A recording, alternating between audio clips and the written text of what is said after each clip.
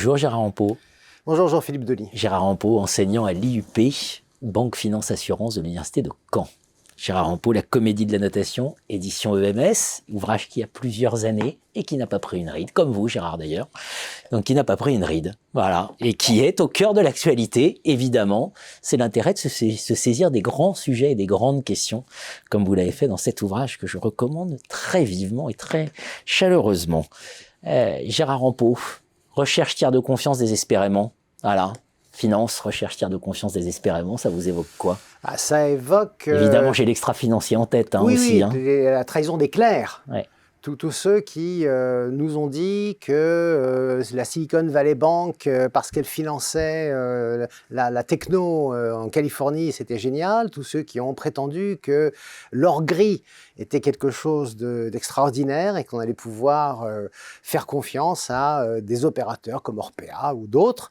Et tous ceux qui finalement se sont basés sur les notations, sur les études des agences de notation extra-financières qui sont nombreuses en Europe aujourd'hui, même si de plus en plus les agences de notation traditionnelles prennent des parts de marché en rachetant, à l'image de Vigeo Eiris qui a été racheté par Moody's. De plus en plus de grands groupes s'intéressent à l'extra-financier parce que il y a une activité, il y a du business, il y a du chiffre d'affaires à réaliser. Et le numéro 1 aujourd'hui, c'est MSCI, Morgan Stanley Capital International, un industriel de l'indice qui fabrique des indices actions depuis des années, et qui est connu pour ça, et qui lui aussi a décidé d'intégrer le champ de l'extra-financier.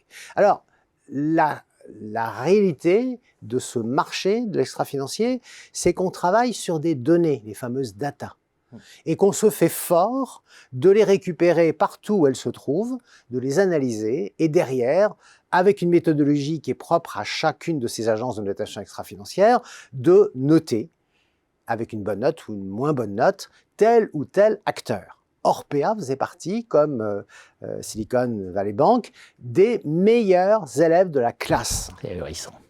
Alors, ce qu'on vient de dire, c'est qu'au-delà de ces données, de ces datas qui sont traitées avec un peu d'intelligence artificielle, il n'y a pas beaucoup de facteurs humains qui rentrent en ligne de compte. Et dans beaucoup de ces agences de notation extra-financière, on n'a pas quelqu'un qui va faire une enquête de terrain, qui va regarder ce qui se passe.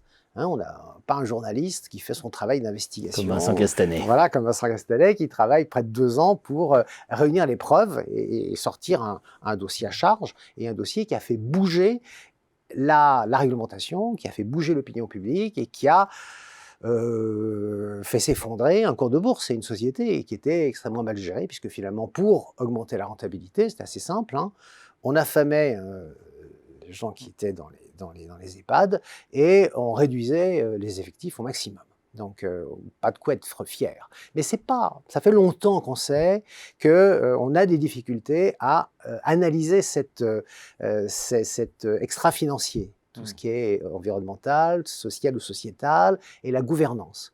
Je me souviens d'un exemple, il y a quelques années, où Vigeo Eiris déterminait une sorte de classement des meilleures sociétés françaises au titre de l'ESG.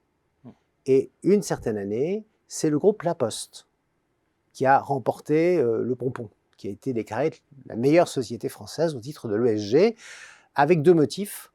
Une très bonne insertion des personnes en situation de handicap et la réalité d'une flotte de véhicules qui avait été complètement mise à l'électrique.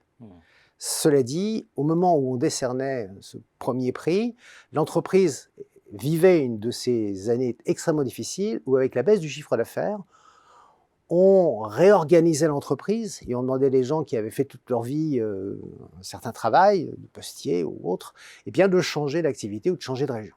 Et c'est une des entreprises où le taux de suicide était extrêmement élevé. Il suffisait de regarder un peu ce que disaient les syndicats, il suffisait de regarder un peu ce que disaient un certain nombre de publications pour s'en rendre compte. Vigeo Eiris, à l'époque, n'avait pas regardé. Et donc, ça fait scandale, le fait de décerner le premier prix à la société La Poste. La comédie de la notation, ce qui est certain, c'est qu'on n'en a pas fini avec la question de la notation. Et parfois, hélas, ça devient un drame. Voilà, et parfois ça devient un drame. Merci Gérard Rampeau. Donc la comédie de la notation, c'est un ouvrage absolument passionnant que je recommande à nouveau extrêmement vivement. Merci Gérard. Merci à vous.